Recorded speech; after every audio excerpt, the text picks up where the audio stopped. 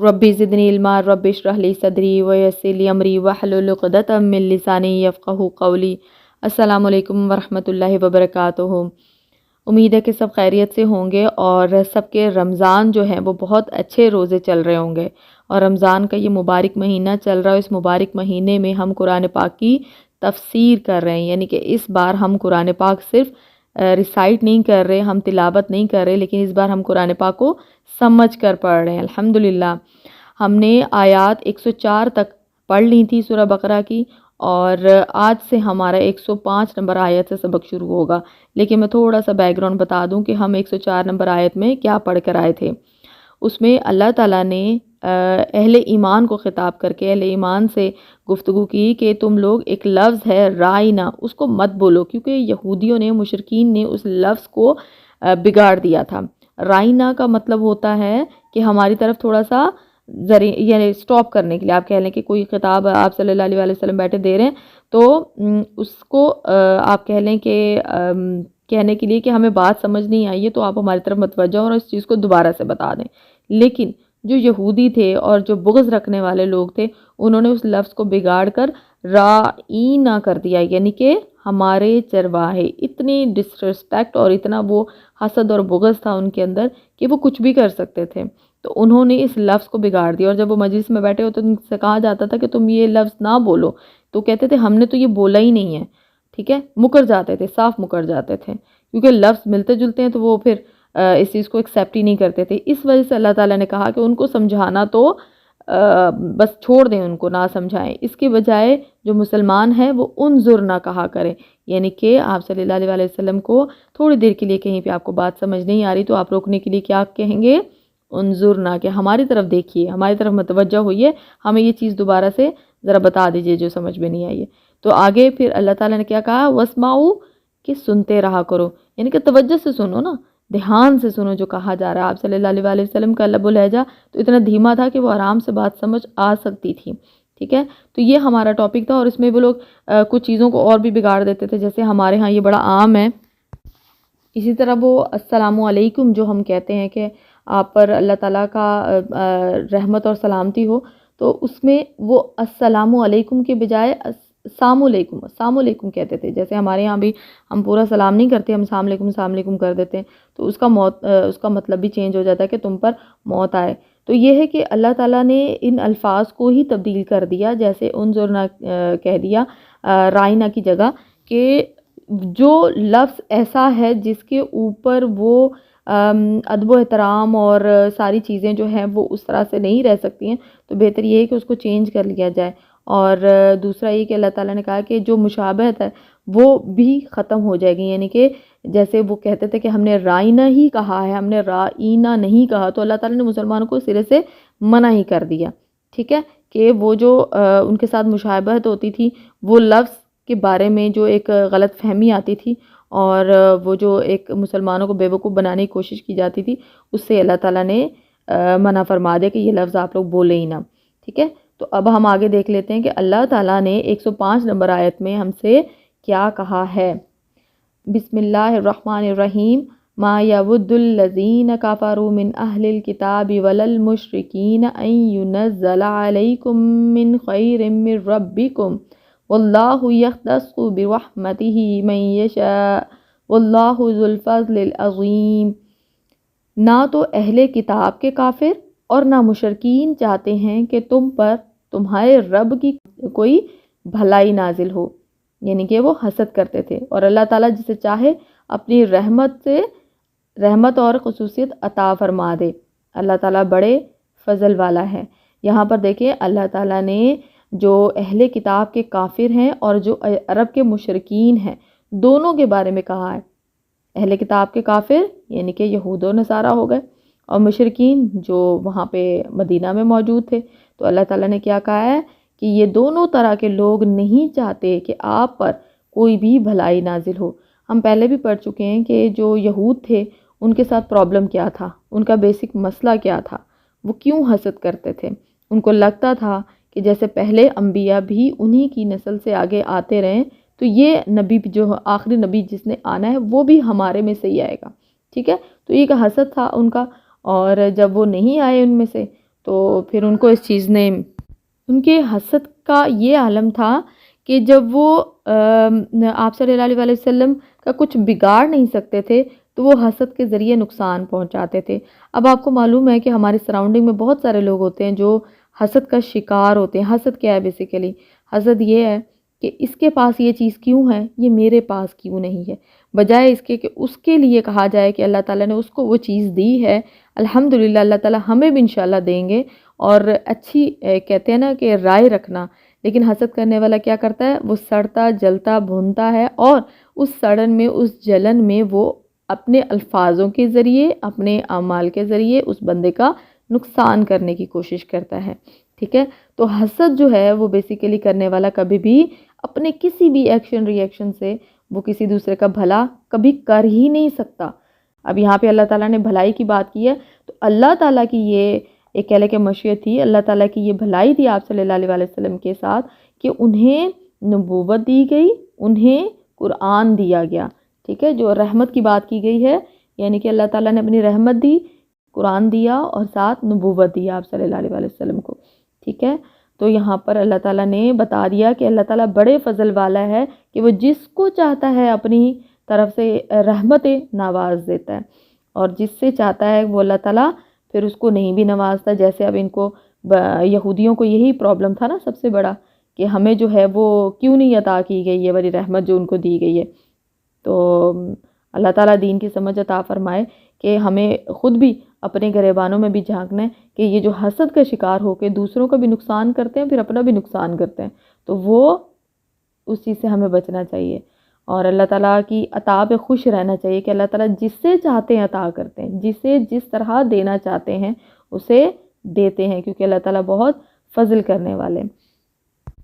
آگے کی آیات بہت زیادہ امپورٹنٹ ہیں جو کہ ہمیں معلوم ہونی چاہیے، اور یہ قرآن پاک جو ہے وہ اس میں یہ چیزیں کی گئی ہیں، ٹھیک ہے۔ ہم اس کو پڑھ لیتے ہیں تاکہ آپ کو سمجھ میں آ جائے۔ ما ننسخ من آیت او ننسیہا ناتی بخیر منہا او مثلیہا علم تعلم ان اللہ علی کل شیء قدیر۔ جس آیت کو ہم منسوخ کر دیں یا بھلا دیں، منسوخ کر دیں یا بھلا دیں، یعنی کہ جس آیت کو آپ اللہ تعالیٰ قرآن پاک میں ایک بار وہ آئی اور پھر اس کو نکال دیا گیا، اس آیت کو منسوخ کر دیا گیا یا اس کو دماغوں سے بھلا دیا گیا، تو اس سے بہتر یا اس جیسی اور لاتے ہیں، اس سے بہتر، یعنی کہ احکام تبدیل ہو جائیں، اس سے بہتر اور اس جیسی اور لاتے ہیں، یعنی کہ اسی حکم کے اندر تھوڑی سی تبدیلی کے ساتھ مزید اچھے طریقے سے ایک نئی آیت آ جاتی ہے۔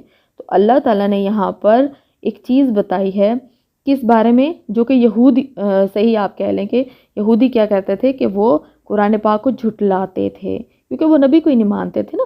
جب وہ نبی کو ہی نہیں مانتے تھے، آخری نبی، اور ان کو دل ان کے گواہی دیتے تھے، لیکن ان کی زبانیں جو ہیں وہ حسد کی ماری زبانیں کچھ بھی بول جاتی تھیں، تو وہ کیا کہتے تھے کہ بھئی تمہاری تو یہ کس طرح کی کتاب ہے کہ پہلے ایک حکم آتا ہے اور پھر منسوخ کر دیا جاتا ہے، نسخ کر دیا جاتا ہے۔ تو اللہ تعالیٰ نے ان کی اس بات کا جواب دیا ہے، کیونکہ ان کو تھا کہ ان کی تورات جو ہے وہ ناقابل نسخ ہے، یعنی کہ ان کی تورات کے اندر تو ایسا نہیں ہوتا تھا کہ ایک بار اللہ تعالیٰ نے کوئی حکم دیا تو وہ تبدیل ہو گیا۔ تو یہاں پر اللہ تعالیٰ نے کیا جواب دیا ان کو کہ جس آیت کو ہم چاہتے ہیں منسوخ کر دیتے ہیں اور بھلا دیتے ہیں، ٹھیک ہے۔ اب دیکھیں یہ ناسخ اور منسوخ کیا چیز ہے، اس کو ہم ذرا تھوڑا سا سمجھ لیتے ہیں۔ یہ 3 طرح کے ناسخ اور منسوخ ہوتے ہیں، یعنی کہ 3 طرح کی تبدیلیاں آپ کہہ لیں، کہ ایک تو یہ ہوتا تھا کہ جیسے لفظ جو ہیں اللہ تعالیٰ نے کوئی آیات نازل فرمائی ہیں تو وہ لفظ جو ہیں یعنی کہ آیات جو ہیں وہ منسوخ کر دی جاتی، یعنی کہ اٹھا لی جاتی کہ اب ان کو نہیں پڑھنا، لیکن جو حکم ان آیات میں دیا جاتا تھا وہ باقی رہتا تھا، ٹھیک ہے۔ جیسے کہ ایک آپ کو معلوم ہوگا کہ شادی شدہ مرد اور عورت کے بارے میں ہے کہ اگر زنا کا ارتکاب کریں تو یقیناً انہیں سنسار کر دیا جائے۔ اب یہ قرآن پاک میں سے اس کی آیات کو نسخ کر دیا گیا، ٹھیک ہے، یعنی کہ آیات اٹھا لی گئی، لیکن یہ حکم ابھی بھی باقی ہے کہ احادیث میں اس کے بارے میں ملتا ہے، یہ حکم موجود ہے۔ اچھا، دوسری طرح کا یہ ہے جو ناسخ اور منسوخ ہے کہ حکم جو ہے وہ منسوخ کو یعنی کہ وہ کام نہیں کرنا، وہ حکم منسوخ کر دیا جائے اور آیات کو باقی رکھا جائے، ٹھیک ہے۔ اور یہ اللہ تعالیٰ ہی ہے کہ جو آیات کو دیتے ہیں پھر اس کے بعد اللہ تعالیٰ اٹھا بھی لیتے ہیں ان آیات کو۔ تیسرے نمبر پہ یہ ہوتی ہے کہ آیت بھی اٹھا لی جاتی ہے، جو آیت قرآن پہ اگر کوئی دی گئی ہے اس کو بھی اٹھا لیا جاتا ہے اور حکم بھی اٹھا لیا جاتا ہے، ٹھیک ہے۔ اور اس میں رضائیت کے بارے میں کہا جاتا ہے، اور رضائیت کے بارے میں یہی کہ اگر کسی کو 10 دفعہ دودھ پلا دیا جاتا ہے تو اس کی حرمت جو ہے وہ باقی رہتی ہے، یا پھر یہ کہا جاتا ہے کہ اگر کسی کو 5 دفعہ جو ہے وہ دودھ پلا دیا جائے تو بھی اس کی حرمت باقی رہتی ہے، لیکن بعد میں کیا ہوا کہ اس حکم کو جو ہے نا اور اس آیت کو اٹھا لیا گیا تھا۔ اب اسی طرح سے آپ لوگوں کو معلوم ہے کہ جیسے حضرت آدم علیہ السلام سے جب نسل شروع ہوئی ہے تو اس وقت کیا ہوتا تھا کہ 2 بہن بھائی جو ایک دن پیدا ہوتے تھے، اگلے دن پیدا ہونے والوں کے مطلب آپس میں ایک پچھلے دن کا اور ایک اگلے دن کا، ٹھیک ہے، اس طرح سے کر کے ان کی آپس میں سگے بہن بھائیوں کی آپس میں نکاح کر دیا جاتے تھے۔ لیکن یہ والا حکم کیونکہ اس وقت تو نسل بڑھانی تھی نا، تو اس حکم کو بعد میں منسوخ کر دیا گیا تھا۔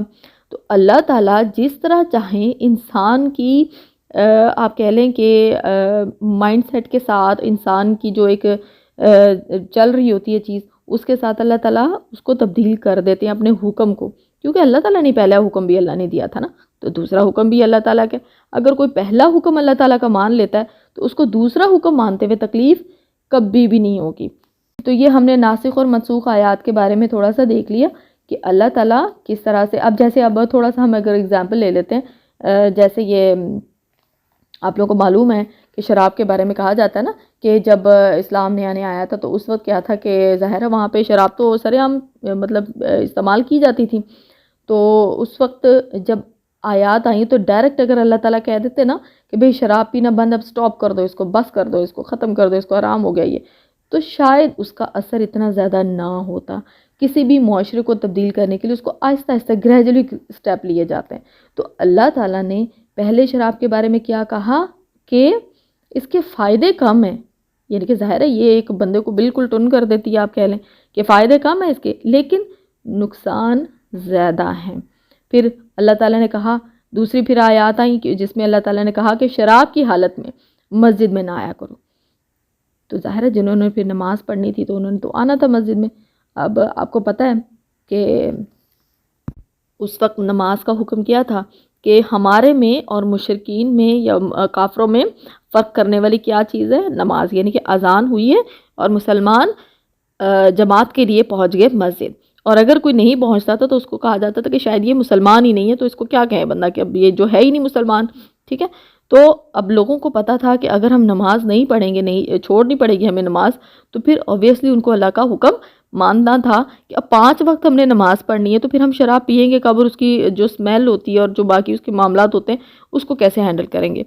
تو پھر اس کے بعد اللہ تعالیٰ نے گریجولی چینجنگز آئی، اور پھر اس کے بعد اللہ تعالیٰ نے کہا کہ یہ شیطانی عمل ہے، اس سے بچو، اس سے بچنے کا کہا گیا، اور مکمل آپ کہہ لیں کہ پھر اللہ تعالیٰ نے منع ہی کر دیا کہ اب تم لوگ شراب نہ یوز کرو۔ تو یہ اللہ تعالیٰ کی یہ کام ہے نا، اللہ تعالیٰ جو ہے وہ جس طرح سے چاہتے ہیں انسان کو جو ہے وہ حکم دیتے ہیں، اور ہم انسان ہیں، ہمیں ماننا ہے۔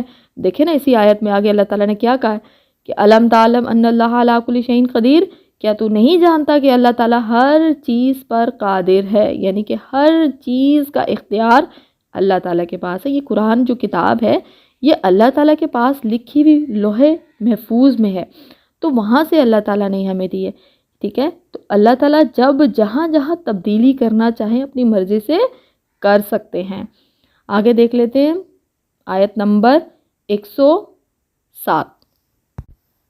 الم تعلم ان اللہ لہ ملک السماوات والارض وما لکم من دون اللہ من ولی ولا نصیر، کیا تجھے علم نہیں کہ زمین اور آسمان کا مالک اللہ ہی کے لیے ہے، اور اللہ کے سوا تمہارا کوئی ولی اور مددگار نہیں۔ یہ دیکھیں اللہ تعالیٰ نے صاف صاف الفاظوں میں یہاں پر بتا دی ہے کہ تم جتنے مرضی مددگار یہاں سے وہاں سے اکٹھے کر لو، لیکن اینڈ میں مدد اللہ تعالیٰ نے کرنی۔ آپ دیکھیں نا احسان لیے جاتے ہیں انسانوں کے، جب تو انسان کتنا ہچکچاتا ہے، احسانات کے تلے، احسان تلے جب دبتا ہے تو کتنا ہچکچاتا ہے، لیکن اللہ تعالیٰ کے ہمارے پر کتنے احسان ہیں، ہم اللہ تعالیٰ کے کس کس احسان کا بدلہ اتاریں گے۔ تو بہترین طریقہ یہ ہے کہ ہم اللہ تعالیٰ کی فرما برداری کریں. ہمیں اللہ نے جو حکم دیا ہے اس کو کہتے ہیں نا سرخم کر کے اس کو مان لیں کہ بس یہ میرے رب کا حکم ہے، یہ میں نے ماننا ہے. تو اللہ تعالیٰ نے کہا ہے کہ زمین اور آسمان کا مالک صرف اللہ ہے. اللہ کے سوا تمہارا کوئی ولی، کوئی مددگار نہیں ہے، نہ اس دنیا میں اور نہ ہی اس دنیا میں ہوگا. اور اس دنیا میں ہم جیسے مددگار کے طور پہ کہتے ہیں نا لوگ، کہ جیسے ہم نے پہلی آیات میں بھی پڑھا تھا کہ کس طرح سے آپس میں جو تعلقات ہوتے ہیں، جیسے انسان کا انسان کی مدد کرنا، لیکن یہ ظاہری ہے نا. لیکن اللہ تعالیٰ تو ایسے ہے کہ بہت ساری چیزوں میں آپ جب تک اللہ تعالیٰ کی مدد طلب نہیں کرتے آپ کے معاملے حل نہیں ہوتے. تو اللہ تعالیٰ کی مدد تو ہر حال میں چاہیے ہی ہوتی ہے. اب آگے دیکھ لیں، ام تريدون ان تسألوا رسولكم كما سئل موسى من قبل ومن يتبدل الكفر بالایمان فقد ضل سواء السبیل. کیا تم اپنے رسول سے یہی پوچھنا چاہتے ہو جو اس سے پہلے موسیٰ علیہ السلام سے پوچھا گیا تھا؟ سنو، ایمان کو کفر سے بدلنے والا سیدھی راہ سے بھٹک جاتا ہے. اللہ تعالیٰ نے 108 نمبر آیت میں کیا بات کی ہے؟ یہی کہ موسیٰ کے ماننے والوں کی طرح سوال مت کرو. اب اس سے آپ لوگوں کو پیچھے ریمائنڈ کرنا پڑے گا. ہم لوگوں نے واقعات پڑھے تھے بنی اسرائیل کے. اس میں ایک واقعہ تھا جب ان کو ایک قتل کا پتہ لگانا تھا، تو اس کے لیے اللہ تعالیٰ نے حکم دیا تھا کہ ایک گائے کو ذبح کرو. ٹھیک ہے، تو اللہ تعالیٰ نے سیدھا سیدھا ان کو کہا کہ ایک گائے کو ذبح کرو، لیکن انہوں نے الٹے سیدھے سوال کرنے شروع کر دیے. ٹھیک ہے، اور اس چیز کو اتنا کمپلیکیٹڈ کر دیا کہ 2 سے 3 بار تقریباً اللہ تعالیٰ نے بتایا کہ وہ گائے کیسی ہو. ان کے پوچھنے پر کہ بڑھیا نہ ہو، درمیانی عمر کی ہو، اس رنگ کی ہو. ٹھیک ہے، اور پھر اس کے بعد وہ ہل نہ جوتتی ہو، ہل جوتنے والی نہ ہو، کھیتوں کو پانی پلانے والی نہ ہو، تندرست اور بے داغ ہو. تو یہ ان کے سوالوں کے جواب میں اتنا کمپلیکیٹڈ، پھر انہیں اوبیسلی اس کو تلاش کیا ہوگا، ایسی گائے جس نے کام ہی نہ کیا ہو. تو یہاں پر اللہ تعالیٰ نے مسلمانوں کو منع کر دیا کہ تم رسول سے اس طرح نہ پوچھا کرو سوال جس طرح موسیٰ علیہ السلام سے پوچھے جاتے تھے. ان کے غیر ضروری سوال نہ پوچھو، کیونکہ اس سے اندیشہ کفر ہے، کفر کا اندیشہ ہوتا ہے. آگے دیکھیں نا، اللہ تعالیٰ نے کہہ دیا کہ ایمان کو کفر سے بدلنے والا سیدھی راہ سے بھٹک جاتا ہے. اللہ تعالیٰ کے حکم کو، اب آپ صلی اللہ علیہ وسلم جو بھی فرماتے تھے، احادیث ہوتی تھی، تو وہ اللہ تعالیٰ کا حکم ہوتا تھا نا، تو وہ چپ کر کے مان لینے میں کچھ بھی نہیں جاتا. لیکن کچھ لوگ جو اس وقت بھی آپ صلی اللہ علیہ وسلم کو کسی بھی طرح سے نقصان پہنچانا چاہتے تھے، وہ مشکلات کھڑی کرا کرتے تھے. تو ہمیں بھی اپنے دین میں کیا کرنا ہے کہ سیدھے طریقے سے چلنا ہے، اور جو اللہ تعالیٰ کو حکم ہے نا بس مان لینا ہے. تو یہاں پر ہم ابھی سٹاپ کرتے ہیں. 108 نمبر آیت تک ہم نے ابھی کی تفسیر کر لی الحمدللہ.